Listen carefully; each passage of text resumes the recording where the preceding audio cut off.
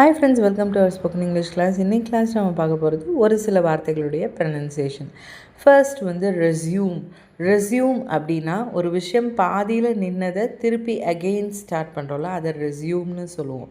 Resume அப்படின்றது வந்து நம்ம ஜாப் அப்ளிகேஷன் கரிக்குலம் விட்டு இருக்கு இல்லையா, அது வந்து ரெஸ்யூமே அப்படின்னு சொல்லுவோம். நெக்ஸ்ட்டு வந்துட்டு கயாஸ், சிஹெச்ஏ இருக்குது, பட் வந்து கயாஸ் அப்படின்றது ப்ரனன்சியேஷன். அடுத்த வேர்ட் பார்த்திங்கன்னா கேஷ். இது வந்து சில பேர் கேட்சி அப்படிலாம் சொல்லுவாங்க. ஆக்சுவலி இட் இஸ் கேஷ், அவ்வளோதான். நெக்ஸ்ட் வேர்ட் பார்த்திங்கன்னா கர்னல். இது வந்து சிஓஎல்ஓ இருந்தாலும் இது வந்து கர்னல் அப்படின்னு தான் நம்ம வந்து ப்ரனன்ஸ் பண்ணணும். நெக்ஸ்ட் வேர்ட் பார்த்திங்கன்னா புக்கே.